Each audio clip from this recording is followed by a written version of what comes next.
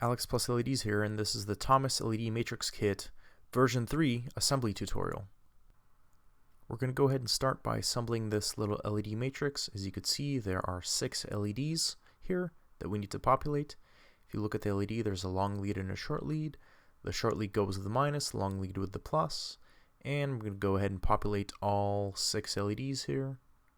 I'm going to go ahead and solder one pin of each LED, and I'm only soldering one pin in order for any alignment to be done. You'll see that in the next step. So once each pin of an LED is soldered, you're going to go ahead and pick this up in your hand, and then you're going to apply heat to that pin that you soldered. The point of this is to position the LED as flat against the PCB as possible, and you want to go ahead and do that for all 6 LEDs here.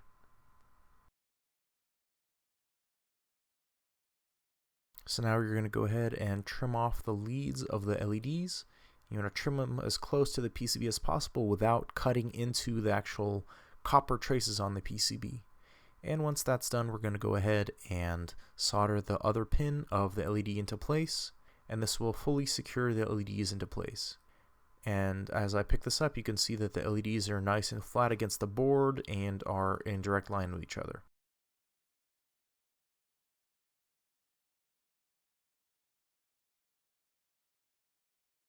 And now we're going to go ahead and move on to actually populating the LEDs into the LED matrix.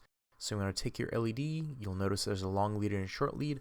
Long lead is plus, short lead is minus, and you want to place that into each hole for an LED. And I'll show this one more time, long lead plus, short lead minus. And I'm going to go ahead and populate the first section of 8x8 LEDs into this template. Just push the LEDs all the way through, you don't need to bend the pins on the other side. And once that's done, it'll look like this. Again, you have an 8x8 LED matrix populated, and none of these LEDs are soldered. And then what you're going to go ahead and do is take the little PCB template that we made, stick that on the face of the LEDs, make sure all the LEDs poke straight through, and then what we're going to go ahead and do is we're going to glue along the top and the bottom here. However, what you probably want to do is grab a PCB that came in the kit and push down against about the center of the LED matrix. You want to keep it nice and flat against the template. And glue the bottom and glue the top. And this will keep the matrix flat against the template and make sure that the LEDs are pressed up against the template and the matrix as firmly as possible. And now what we're going to go ahead and do is just chop down all these leads of the LEDs. Make sure you wear your safety glasses in this step, as these things can fly. You want to cut them nice and short so there's barely anything sticking out. Here in this shot, I cut them a little bit tall. I'm going to go ahead and trim those down and make it nice and flat. And you're going to go ahead and trim all 64 LEDs. So once trimmed, it looks kind of like this. You could see that there's barely any LEDs sticking out through the holes, and that's exactly what you want. Now we're going to go ahead and take our soldering iron and our solder, and we're going to go ahead and solder each one of these LED pins. Make sure to keep the soldering iron in place for maybe about a second to let the solder flow into the actual LED hole and make a nice, firm, and solid connection, bonding the LED to the PCB. This step might take you maybe 20 minutes maximum, so I'm going to go ahead and speed mine up for you and get back when I have soldered all these. When soldered, the soldered side of the PCB should have nice little domes on each LED pin. You don't want any sharp points protruding out, as this will kind of be on your face. So I went ahead and soldered every single one of these LEDs. Now what we want to go ahead and do is peel off the adhesive at the top of the bottom, the hot glue. The easiest way to do that is to spray a little bit of isopropyl alcohol on the top and bottom, and this will help you peel off that adhesive nice and easy. So as you can see here, I could just quickly pull that right off, and there's barely any resistance. And you want to go ahead and take that off at the top and the bottom. I glued the side of mine a little bit, but that's not really necessary. Take off the LED template. All these LEDs are firmly in place. Next, I'm going to go ahead and populate the next 8x8 LED section, and the next one, and the next one after that, all the way until I have 256 LEDs populated. And once all 256 LEDs are soldered, we're going to go ahead and apply some solder to the top of the PCB. This will make it easier to solder the wires in the next step. So you want nice little solder blobs on each one of those pads. Make sure to not overlap them. I'm going to go ahead and time lapse this, Here we go, we're done. All these pads are soldered. So now we're going to go ahead and move on to making the wire harness to connect all these parts together. So what you want to go ahead and do is strip off a section of 8 wires off of the roll that comes with the kit. So I'm going to go ahead and count these and then splay that apart and set that section aside. Next, I'm going to take my tape measure and measure off 5 inches off of this remaining flat ribbon cable, and I'm going to cut 4 of these 5-inch sections, and this will be used to hook up the matrix. So now I'm going to go ahead and splay all of these apart into individual wires. So I'm going to go ahead and do that. It's a little bit tedious and tricky to get your nails in between the grooves and pull the wires apart, but with a little bit of practice, I'm sure you can do it pretty easily. So now that all these wires are splayed apart, individual sections, I'm going to take my wire strippers and I'm going to strip off about 1/8 of an inch off of one side of each wire. So here's the procedure to do that. Press gently with your wire cutters. You don't want to cut all the way through the strands. You just want to cut a little bit into the insulation and then pull up. As you can see here, I've only stripped off one side of the wire. The other side is fully encased in the plastic. Next, I'm going to go ahead and take my flux pen here, and I'm going to add a little bit of flux to each end of this wire. This will help with the next step to make the solder flow easier to the wires. So I'm going to go ahead and tin all these wires. The procedure for that is that you heat up the wire with your soldering iron and then add a little bit of solder, and the solder should flow right into the strands of the wire. You want to be careful to not burn or damage the insulation in this step. So once all of those wires are tinned, we're going to go ahead and apply a little bit of solder flux to the strip that we tinned on the matrix PCB. So I'm going to go ahead and do that with my flux pen, and this will help us solder all these wires to the matrix. So now we want to go ahead and solder the wires to the pads that we previously tinned on the matrix. Heat up the pad with a soldering iron, stick the wire in there, take the soldering iron off, let it cool, and the solder should fuse it. You should be left with a nice solid connection. So you want to go ahead and do that to each one of the connections at the top of the matrix. In this step, we want to go ahead and bundle all of the wires into groups of 16. So starting from 0 and going to the wire marked DP, you want to go ahead and bundle these, take a zip tie, stick it around the wire bundle, zip it into place, and try to push the zip tie as close to the PCB as you can without bending or damaging any of these solder joints, and secure the zip tie into place, and do that the same way for the other 3 remaining bundles. Pull out 16 wires, make sure it's 0 to DP, add the zip ties, we're done. So now we're going to go ahead and trim down the wires to length. This step is kind of approximate. You want about the width of your 4 fingers. So line up your pinky against the PCB, grab the wire with your index and your thumb, and then go ahead and chop off the rest of the length. So you want to do this to each one of the 4 sections that you bundled. So in this step, I'm going to go ahead and clean up the back side of the PCB. Backside, as you saw, has quite a bit of flux on there. So I'm going to go ahead and take some isopropyl alcohol.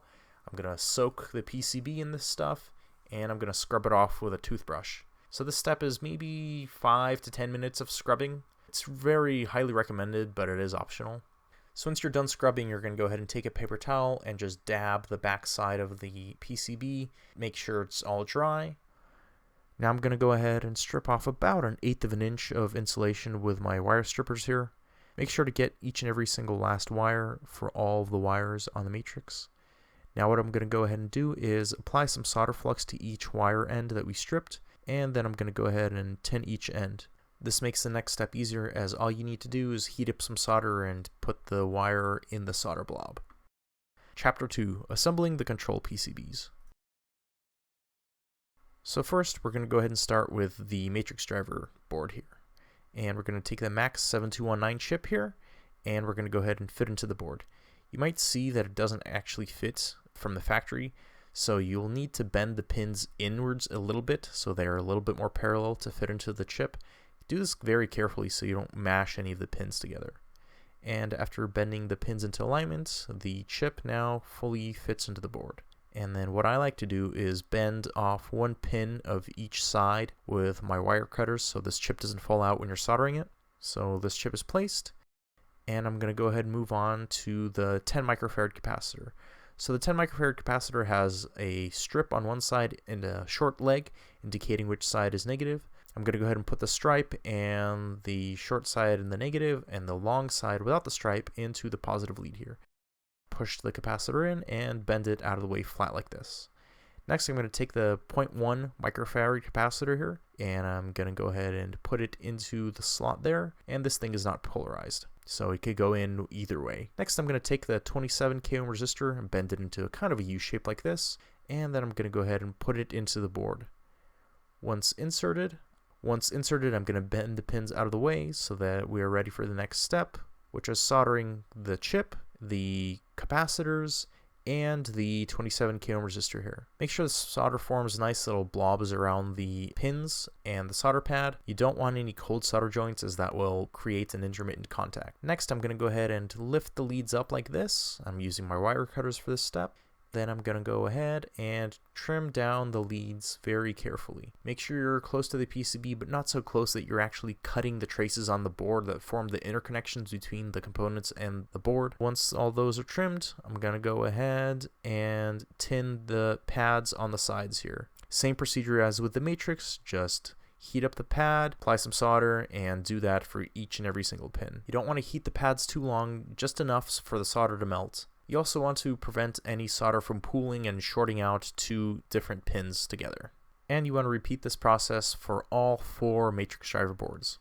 Next, we're going to move on to the control PCB. And here in my hand, I have 2 1 k ohm resistors. I'm going to bend them into a U shape and then plug them into the board here. As you can see, the board has markings indicating where the 1 k resistors go. And once inserted, bend the leads out of the way. Next step, we're going to solder the 10 microfarad capacitor, and that goes there. Again, long lead is plus, short lead is minus.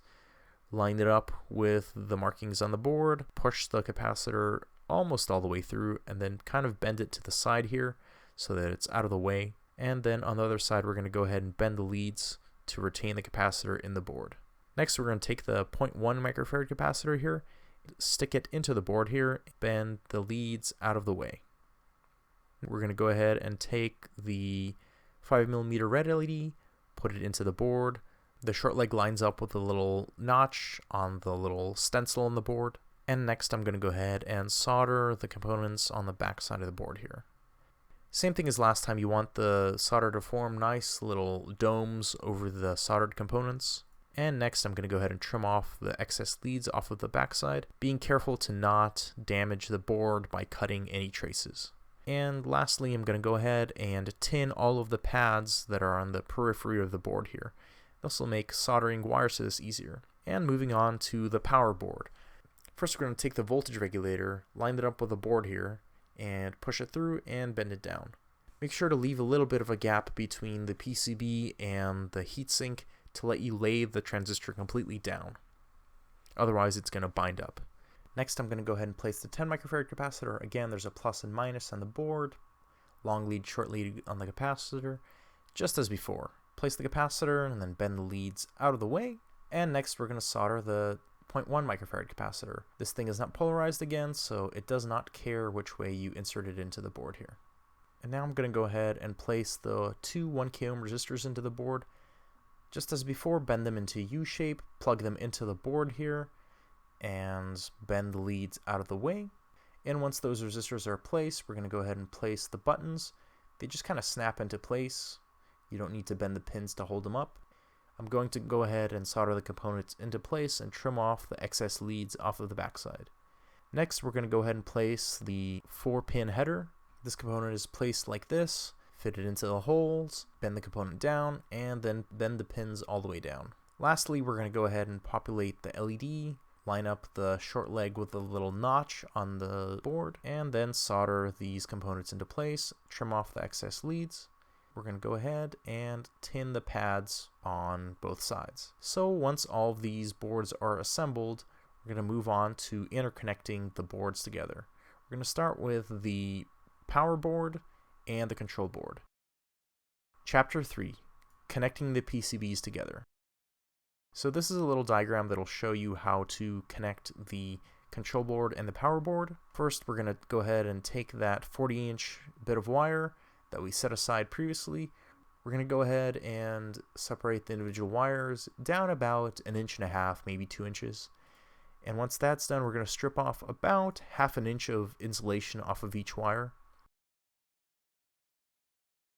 Then we're going to go ahead and take one side and we're going to put 2 wires together in parallel. So I'm just going to go ahead and put these 2 wires together, twist them together, then take the next set and also twist them together. This will reduce the resistance of the wire so that you have less voltage drop. Next, I'm going to go ahead and apply some flux from a flux pen to the wires, tin them, and then trim off the excess leads so that we're left with about 1/8 inch of soldered and tinned wire. In this step, I'm going to go ahead and solder the 2 paralleled wires to the GND and VCC, and solder the rest of the wires down like this. I try to keep the same order all the way down. Next, I'm going to go ahead and start prepping the wires for the connection to the control board. I'm going to follow the wires all the way down from the soldered board, the power board, and find which 2 sets of wires were common on that end. I'm going to twist them together, and then I'm going to go ahead and apply flux and tin all these wires. So again, 2 wires for the GND and VCC, and the rest of the wires use a single wire. The TX and RX are a little bit reversed, so make sure you watch out for that. I went ahead and soldered the wires from one board to the other, and you can clearly see that the GND and VCC pins both have 2 wires connected to them. Next, I'm going to go ahead and connect the control board to a matrix driver. And looking at this diagram, you need about 8 inches from the control board to the matrix driver board, and in this case we are using single wires. Make sure the notch of the MAX 7219 chip is facing the control board in this step, otherwise it'll not work. I'm going to go ahead and prepare some wire for this. I'm going to strip and tin 5 conductors about 8 inches in length total, solder it to the control board, and solder it to the matrix driver. Next, I'm going to go ahead and solder the next matrix driver to the first one. Make sure that the notches all face the same way, as each board has an input side and an output side, and you need about 3/4 inch of wire between the matrix drivers. And I'm going to go ahead and prep some wires. I'm going to separate them out, strip and tin them, and then solder them to each board. This step should be pretty familiar by now. So here's one end soldered to the board, and here's the other end, and I'm going to go ahead and do the same for all 3 connections. And once that's done, you have something like this. Now we're going to move on to soldering the matrix to the actual matrix drivers. Make absolutely sure that your control board is on the right and the notches on the chips are all facing the control board. Otherwise, the matrix drivers will not work in sequence and you'll need to redo this step. So here I have my matrix lined up. My control board's on the right, as you could see right here. And I'm going to go ahead and start soldering these wires to the matrix driver. And here's a diagram. This should be pretty easy to solder as we tinned both ends, so all you need to do is heat up the solder blob on the board with your soldering iron and jam a wire in there.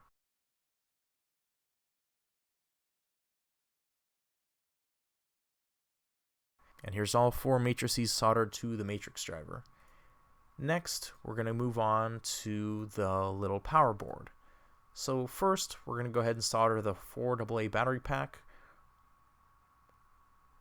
So the intention is for the PCB to be mounted kind of like this. So I'm going to go ahead and measure out the amount of wire I need to complete this step. So it should be maybe about 3.5 inches maximum. I'm going to go ahead and strip and tin the wires, and I'm going to go ahead and solder the wires onto the board. So red for VCC and black for GND. And here is the full assembly. I'm going to go ahead and load batteries into the battery compartment and power the whole thing up. You should see an LED light up on the power board, an LED light up on the control board, and you should see some sort of animation on the matrix. So if you have completed this step, keep watching this video. Otherwise, there is a link in the video description showing you some troubleshooting steps to take.